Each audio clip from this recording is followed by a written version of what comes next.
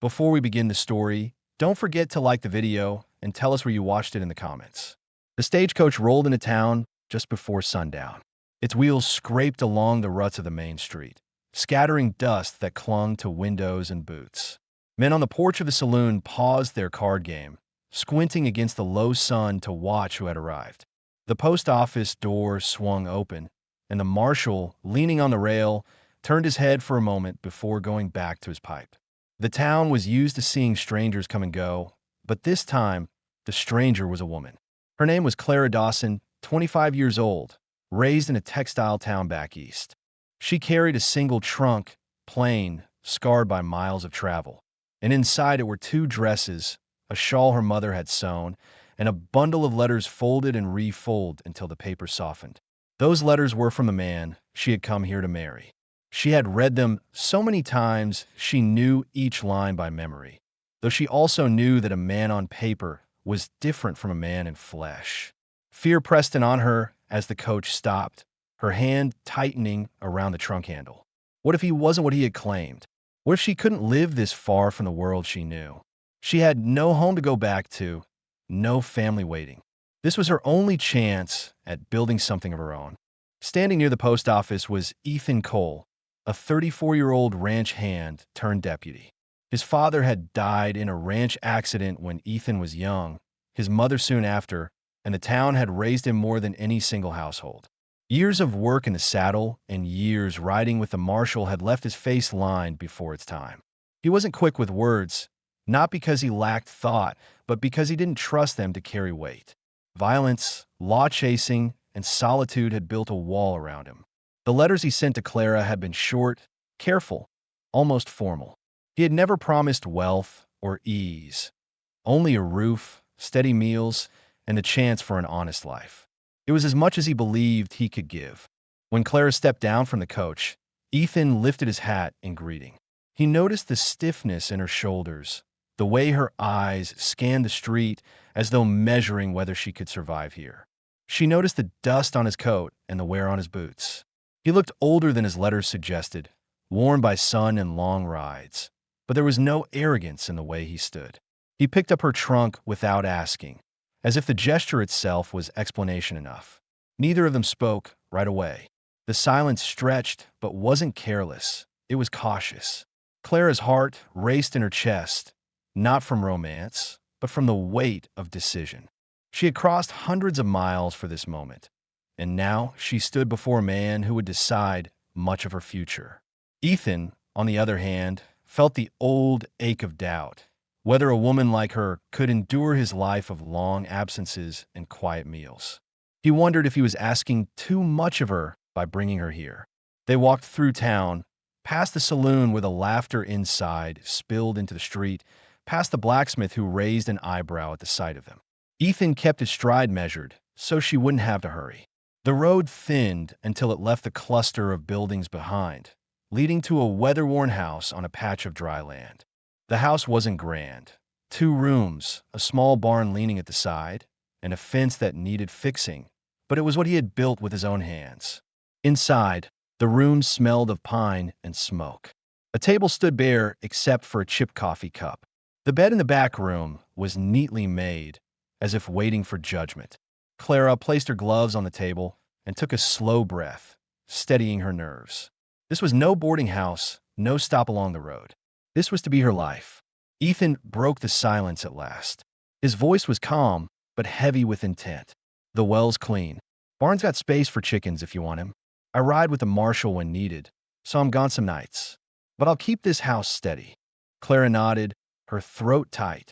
She had expected formality, but not the blunt honesty. She appreciated it, though it frightened her. The truth gave her no illusions to hide behind. For Ethan, the sight of her standing in his doorway with her trunk by her feet brought a strange shift in his chest. For the first time in years, the house didn't feel empty. He realized then that his mission wasn't just to keep law in the territory. His mission, harder, quieter, was to keep this woman safe, to give her the steadiness she had risked everything to find. For Clara, the decision weighed clear. She could let fear push her back into uncertainty, or she could face the life she had come for. She pressed her hands together, steadying her breath. "All right," she said quietly, not as surrender, but as resolve. That night, the prairie wind carried through the shutters, and the silence inside the house was thick. Both of them lay awake, each on their side of the wall of quiet, each wondering if this life could truly begin. The next morning began before sunrise, the sky still gray, and Clara woke to the sound of movement in the kitchen. She lay still for a moment, listening.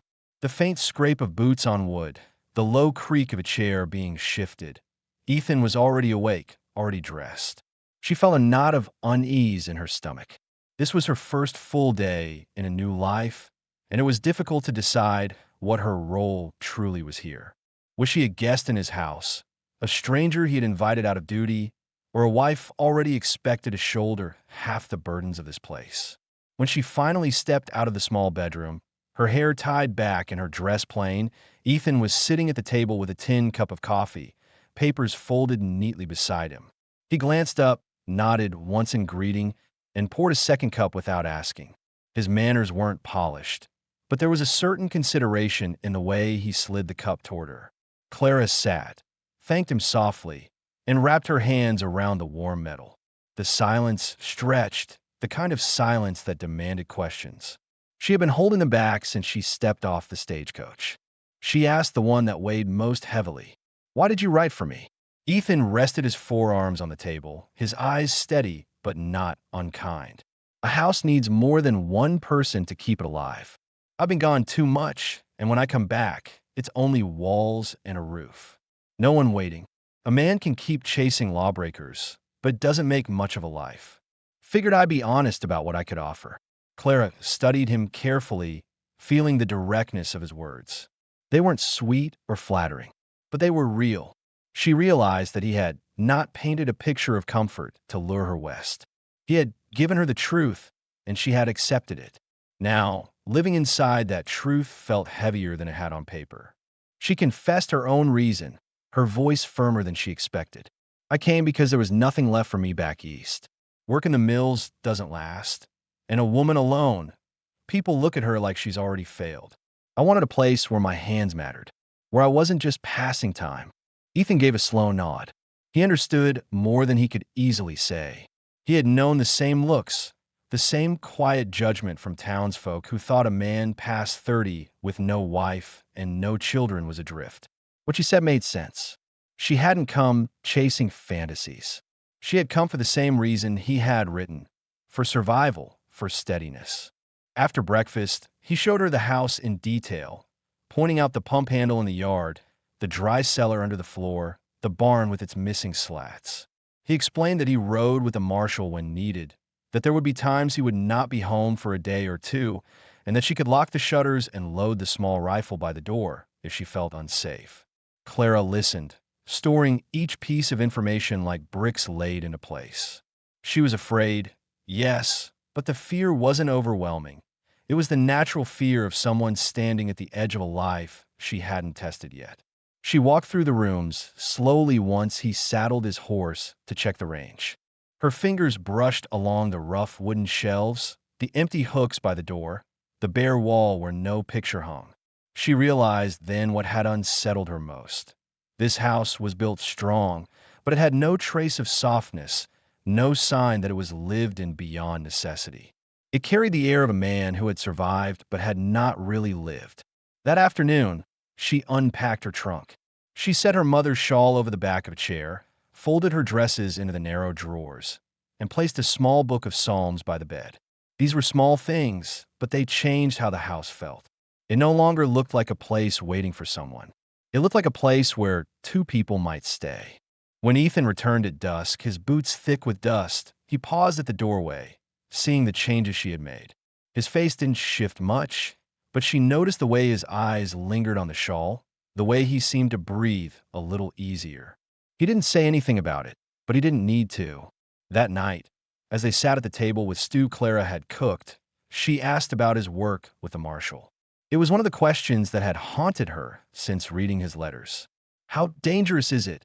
What you do out there?" Ethan set down his spoon. His voice was level, but his jaw tightened slightly. "Sometimes there's danger, yes. Some men run rather than face a rope. But it's less about the gun and more about presence. If they believe you won't back down, most of them don't press the matter. Still, it wears a man down. Clara felt her chest tighten. She had known this truth in vague terms, but hearing it spoken plainly filled her with worry. Yet at the same time, she saw something else. He was not boasting. He was weary of it. That gave her hope that he wanted more than endless pursuit. As the lantern burned low, Clara lay in the small bedroom, her heart unsettled. She thought about what the townsfolk might say when they learned of her arrival, about whether they would see her as an outsider. She thought about Ethan's work, about the risk of him never coming home one evening. But she also thought about the way he had been honest, the way he had sat at the table and listened without rushing her. She told herself that if she could meet each day with the same quiet resolve, she might find her place here. And Ethan, lying awake in the other room, thought about the way her presence had already shifted the house. He thought about the weight of his badge and whether he truly wanted to keep wearing it. For the first time in years, he didn't only measure the danger of the trails, he measured the cost of leaving someone waiting at home. The third day settled into a rhythm that felt unfamiliar to Clara but necessary. She rose early, just as the first band of light cut across the floorboards. Ethan had already gone outside, his shape moving between the barn and the corral. The sound of the pump handle echoed in the yard, metal against metal, followed by the rush of water hitting a bucket. Clara dressed quickly and stepped outside, realizing that if this was to be her home, she needed to learn how the place lived and breathed. The air carried the sharp scent of horses and dry hay. Ethan was checking the gelding's hooves, his posture bent but steady, and he glanced up briefly when she approached. "Mornin'," he said, before turning back to his work. Clara stood there, feeling a pull between wanting to help and fearing she might get in the way. She asked carefully, "What can I do?" He looked at her directly, weighing her seriousness, then pointed toward the chicken coop. "Could check if any laid this morning. Not much, but it's a start." She nodded and went, her heart thudding harder than such a small task warranted. The coop was small, the boards uneven, but inside she found 2 eggs, warm in the straw. She held them carefully, realizing that this was the first useful thing she had done here. At breakfast, the 2 of them sat again at the table, and this time the silence felt different. Clara noticed he was not just tolerating her presence. He was watching to see what she would do, how she would handle herself.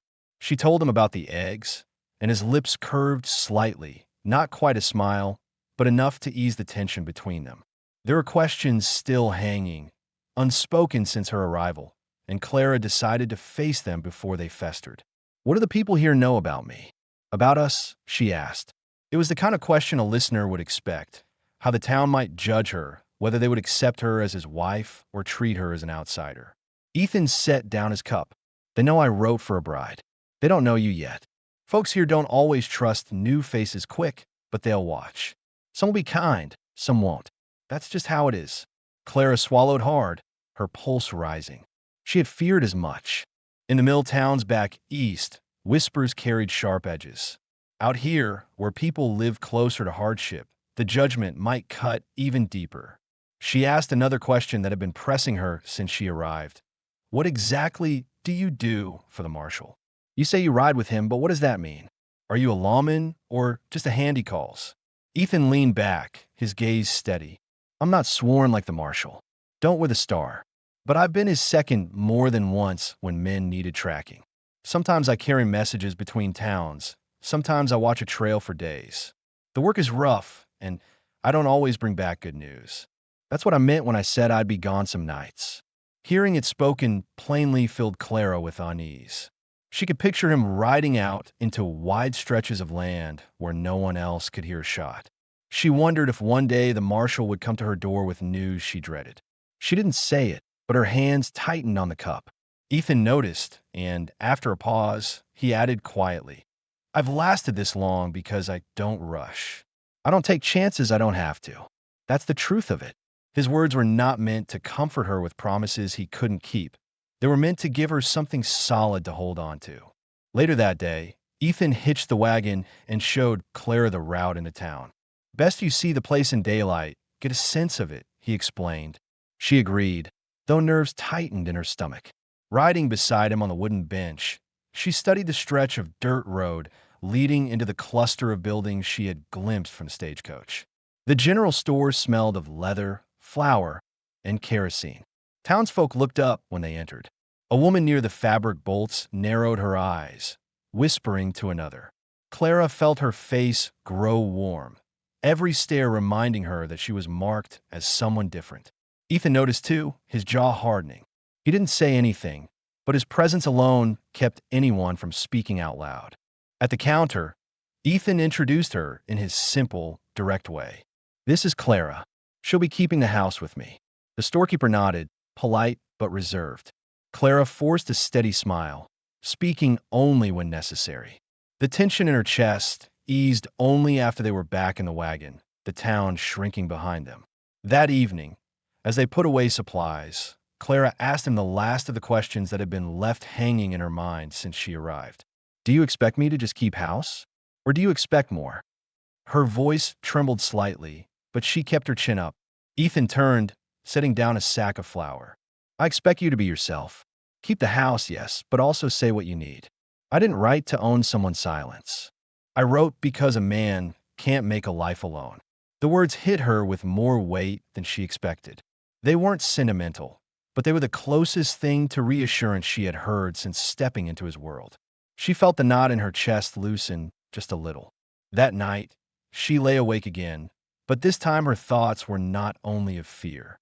She thought about the eggs in her hands, the townspeople's glances, and the blunt honesty of Ethan's words. Each piece felt like part of test, and though she wasn't sure she had passed, she knew the life she came for was beginning. Not in grand gestures, but in these small, steady steps. 2 weeks passed, and Clara was beginning to know the rhythm of the land. She had learned how to keep the fire alive through the night, how to draw water from the pump without spilling half the bucket, and how to move carefully around the gelding when he grew restless. Still, there was one thing she could not settle: the silence between herself and Ethan when night fell. They spoke more now, yes, but only about what needed doing: the fence, the animals, the stores in town. What she longed to know was who he really was beneath the duties he carried. The chance came on a day when the sky shifted without warning. Morning was bright, the air sharp and dry. By mid-afternoon, a line of black clouds pressed over the hills. Clara had just set the wash on the line when the first gust bent the cotton and tore at the pins. She hurried to pull the sheets down, heart pounding as the wind picked up grit from the yard. Ethan was gone, riding with the marshal on a short errand, and for the first time she felt the full weight of being alone in the house. She latched the shutters, shoved towels under the door, and sat against the wall listening to the roar of the storm build. The sound of branches snapping echoed across the yard. The roof creaked under the force of the wind. She wrapped her arms around herself, reminding herself that she had chosen this place, this life. Still, the fear crawled up her spine, whispering questions she hadn't dared ask until now. If the roof gave way, if fire struck, if danger came, was she strong enough to handle it? By the time Ethan returned, the storm had already poured itself over the land. His coat and hat were soaked through, and his bay gelding limped from a torn hoof. Clara ran to the doorway, her face pale with relief. "What happened?" she asked, raising her voice over the wind. "Stepped on a nail. Just bad luck," Ethan said, steady as ever. He brought the horse to the barn, and Clara followed with the lantern. Inside, the air was damp, the shadows deep. Ethan crouched by the gelding's leg, examining the wound. "Hold the lamp low," he told her. His voice was calm, but she could see the tension in the lines of his face. Clara's hands shook as she lowered the lamp, the flame throwing long shapes against the barn walls.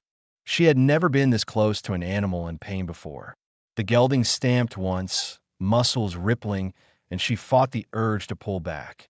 Ethan pressed his shoulder against the horse's chest, steadying it with sheer weight.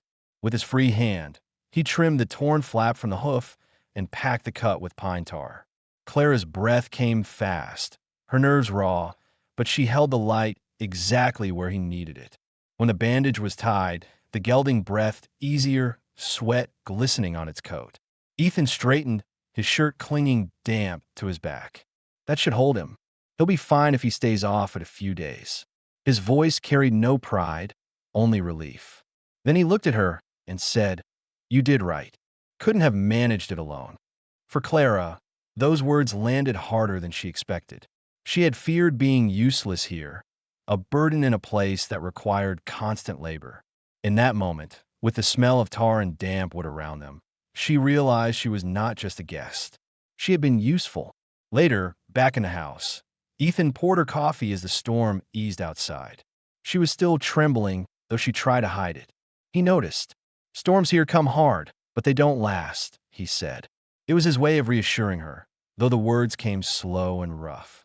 Clara forced herself to voice what she had been holding back since her arrival. "When you're gone with the marshal, and something like this happens again, what if I can't manage? What if I fail?" Her voice cracked slightly at the end.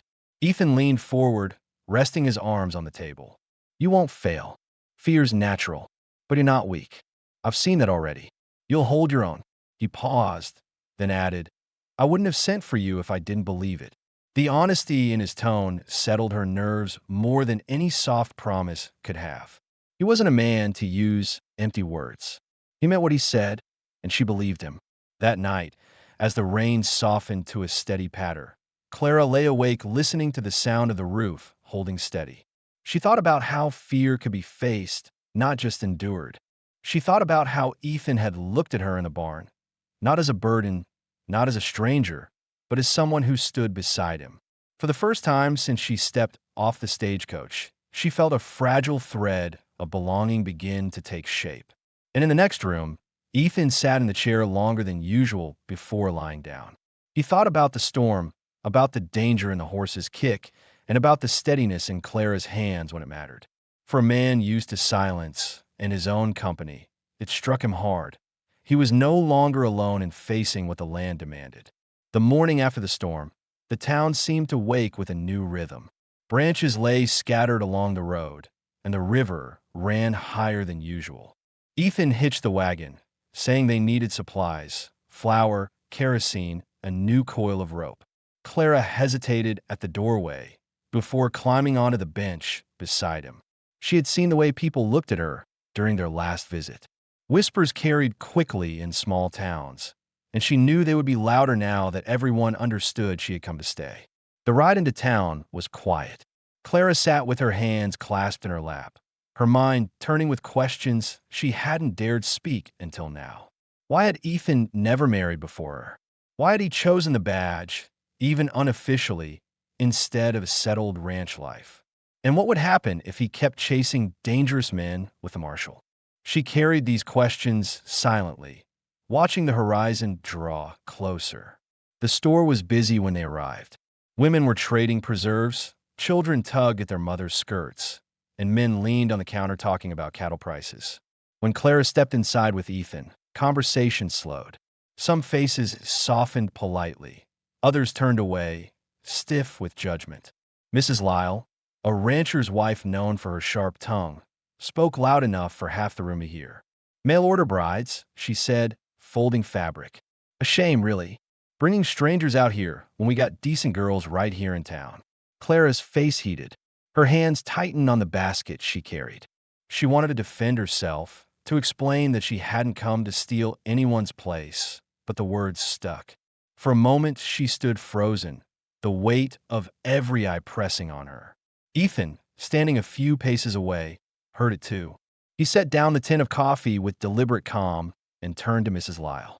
"You've got no cause to speak about what doesn't concern you," he said evenly. His voice wasn't raised, but the room went quiet. "Clara's here because I asked her. That's the only truth that matters." His jaw stayed tight, but his eyes never left hers until she looked away. The silence that followed was heavier than the words had been. Clara felt the rush of both fear and relief. Fear, because she didn't want him making enemies for her sake. Relief, because for the first time she saw him stake his ground not as a deputy, not as a man doing his duty, but as her husband. On the ride home, Clara stared at her hands, still trembling from the encounter.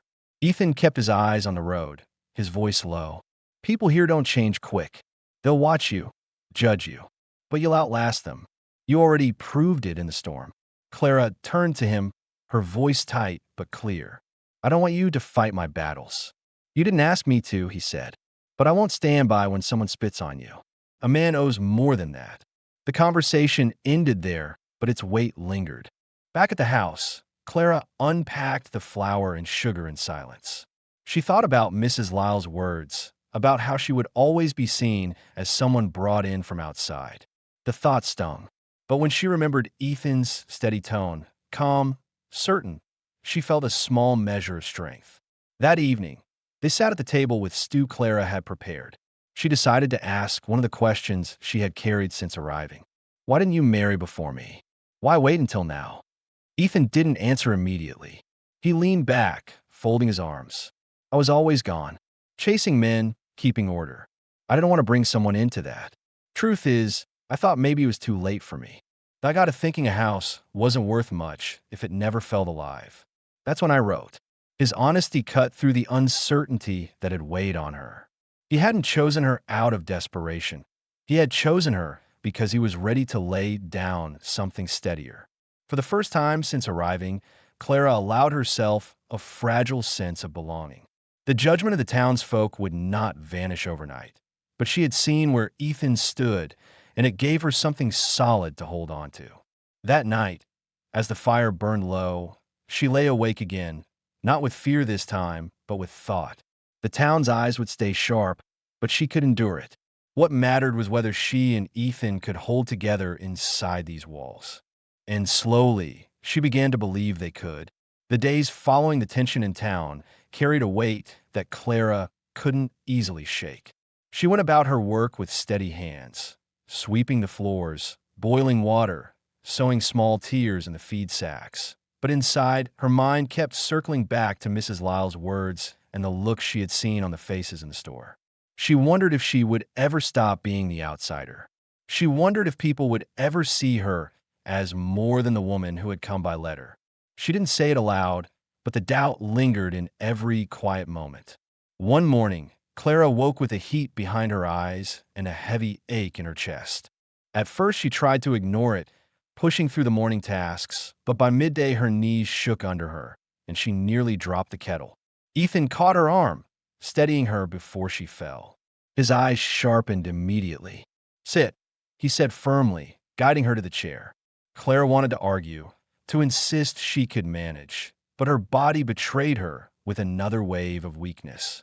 Ethan moved quickly, pulling the quilt from the bed and laying it over her shoulders. He fetched water from the pump, boiled it, and pressed a cool cloth against her forehead. His hands, rough from rope and reins, worked with a care she had not expected. For years he had lived alone, a man accustomed to solving problems with grit and silence. Yet now he stayed close, changing the cloth when it grew warm, forcing her to sip water even when she tried to push it away.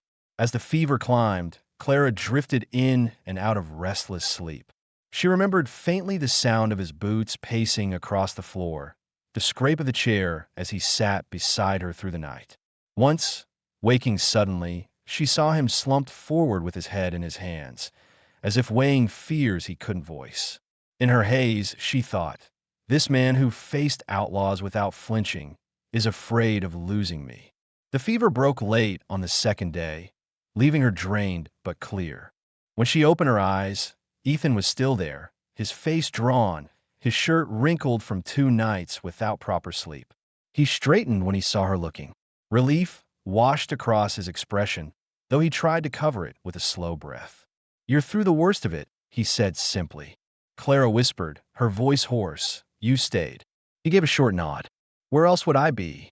He said it as if no other option had ever existed, though she knew his work with the marshal could have pulled him away. In that moment, she realized something important had shifted. She wasn't just someone keeping his house.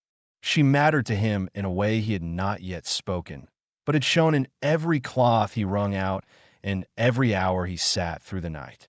When she grew stronger, she insisted on standing at the pump herself, testing her legs against the handle. Ethan stayed close, his arms crossed, but his eyes never leaving her. She managed to fill half a bucket before she had to stop, breathing hard. See, she said, forcing a small smile. I can manage again. Ethan's expression eased, though his voice remained steady. Don't rush. Strength comes back in its own time. It wasn't an order, but a reminder that she didn't have to prove herself to him. That evening, as they sat at the table with bread and broth, Clara spoke the fear that had haunted her since the fever first came. If I had died, what would have become of me here? Buried out back without a name. Just another stranger? Ethan set down his spoon. No, he said firmly. Not a stranger. You came here because I asked. That makes you part of this place now. You'd have been buried with my family's name. Same as me. Clara swallowed, her chest tightening. It was the first time he had spoken of her in that way. Not as an outsider, not as someone temporary, but as part of his life, his name, his future. It settled something deep inside her that no defense in the store could have. As the fire burned low, Ethan sat across from her, quieter than usual. He was thinking of how close he had come to losing her before they had even begun. He thought about the badge he carried, about the risks he took with the marshal.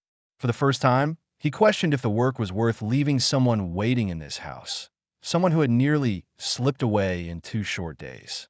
And Clara, lying in bed later, thought about the way he had stayed without complaint. For all the silence that still stretched between them, his actions had spoken with clarity. She wasn't alone anymore. By the time Clara regained her strength, the days had grown warmer and the prairie grass shifted in long waves across the open land. She moved about the house with care, still pacing herself, but Ethan no longer hovered as he had during her sickness. He watched quietly instead, and Clara began to notice a subtle change in him. He lingered at home more, rode less with the marshal, and often returned before sundown. It was as if the fever had forced him to weigh his life differently, though he hadn't spoken of it yet. One evening, after supper, they sat outside on the porch. The air was cool, the sky washed with stars. The silence between them felt heavy, not from distance, but from words left unsaid.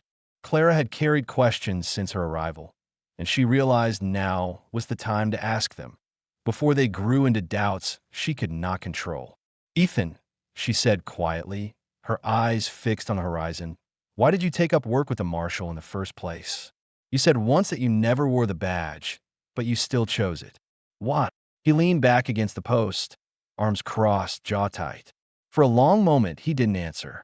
Then, in a voice low and measured, he began. When I was 20, a ranch hand got himself shot in a dispute over stolen cattle. I was there.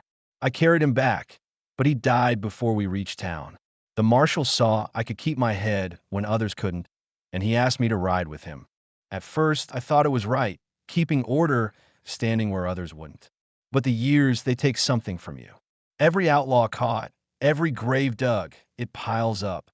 He paused, looking down at his hands, rough and scarred. That's why I stayed away from marriage. I didn't think a woman should live with that weight on her doorstep. By the time I wrote you, I realized the chasing didn't matter as much as coming home to something worth keeping. Clara listened carefully, her chest tightening with both sorrow and understanding.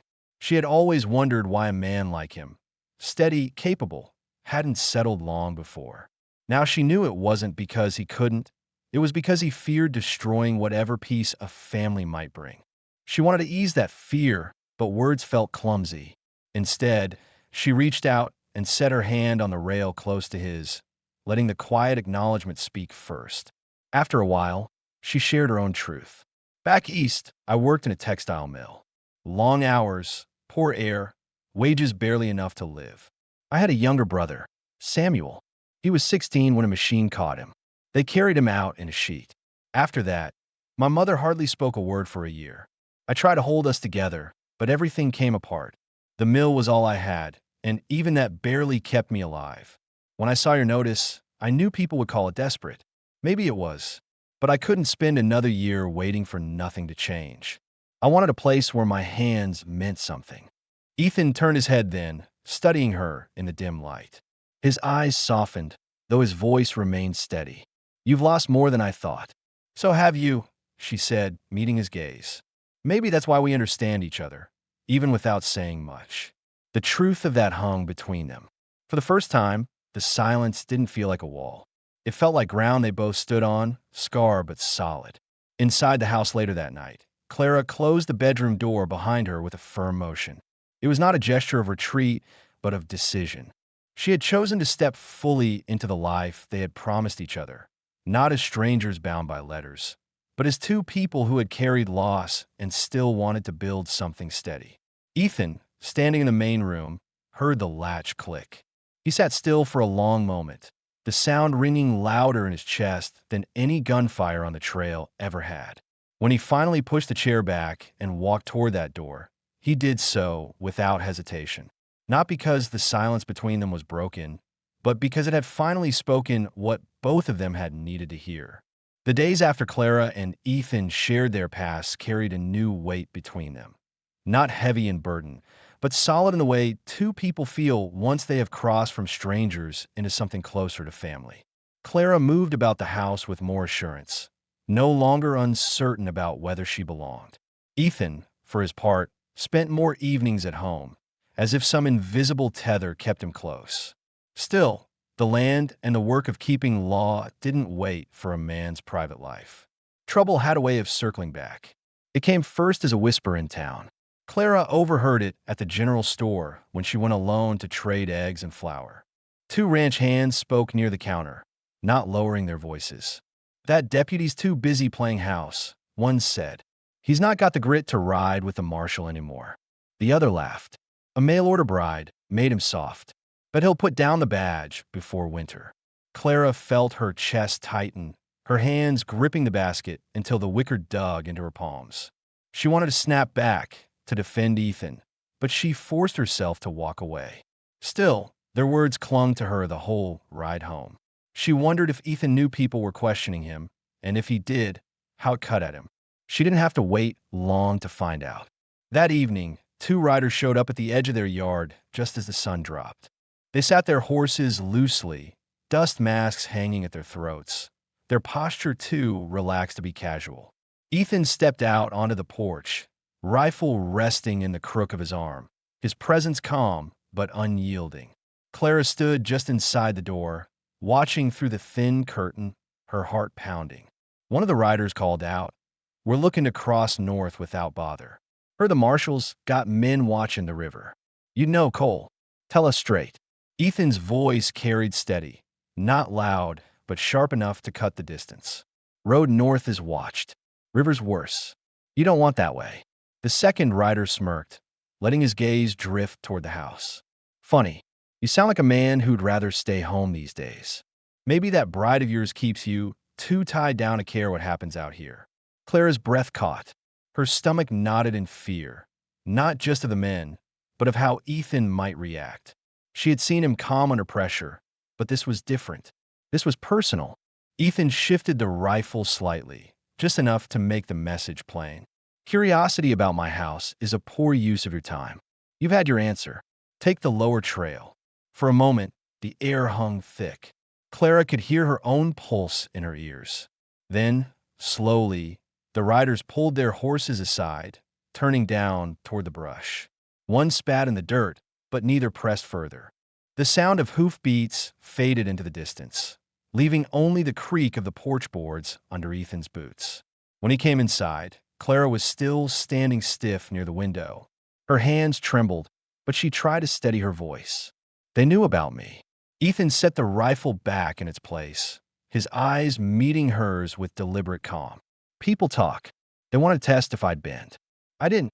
She swallowed hard. "What if they come back? Then I'll be here," he answered simply. But Clara could see in the way his jaw tightened that he was thinking further ahead, that every choice he made now carried weight not just for himself, but for her as well. That night, as they ate by lamplight, Clara broke the silence. "When I first came, I wondered if you truly wanted me here, or if you only wanted someone to keep house. After today, I know. You didn't just guard the land. You guarded me." Ethan looked at her across the table, the light catching the lines of his face.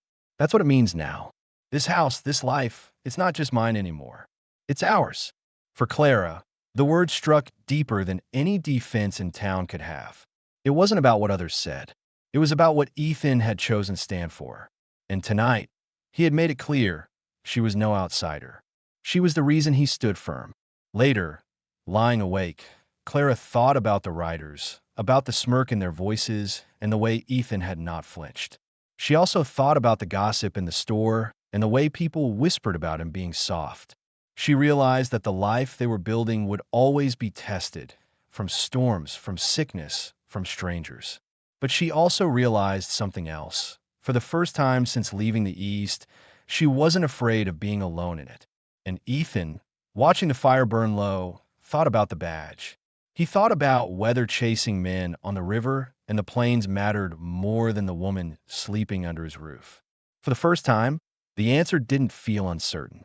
The days after the riders tested their home left Ethan restless. He patched a section of fence, mended harness leather, and repaired a loose board in the barn. But Clara could tell his thoughts weren't on the work in front of him. His movements were deliberate, heavier than usual, like a man measuring every choice. She didn't press him, but she noticed. She knew what he was weighing, because she had carried the same fear since the day she first heard of his work with the marshal. The fear that the law would take him from her before their life together had a chance to truly begin. That evening, when the sun dropped low and the yard fell quiet, Ethan finally spoke. He sat at the table with his coffee untouched, the cup cooling in his hand. "I've been thinking," he said slowly, "about the badge, about what it costs." Clara set down the sewing she'd been working on, her eyes fixed on him. He rarely opened his thoughts without reason. "And?" she asked carefully. He took a long breath. "I've given years to chasing men. It made sense when I had nothing waiting for me. But now, things are different. Every time I ride out, I'm not just risking myself anymore. I'm leaving you behind with the worry. That's not what I promised when I asked you here." Clara felt her chest tighten. It was the question she had carried silently since the night of her fever. Would he ever step away from that life? Would he choose them over the badge? She searched his face, trying to measure if he truly meant it or if this was only passing doubt. Ethan continued. "The marshal asked me to ride north next week. Says some men are stirring near the river again. I told him no. Told him I'd see this season through, then I'm done." His eyes locked on hers. "I want to put the badge down, Clara. I want to build this place with you. Full, not halfway." The weight of his words struck her harder than she expected. She thought of Mrs. Lyle's whispers in the store, the way townsfolk had mocked him for being softened by her presence. If they saw him lay down the badge, some would call it weakness. Yet Clara knew the truth. It was not weakness to choose peace. It was strength to turn away from a life that had hollowed him. Tears welled in her eyes, but she blinked them back.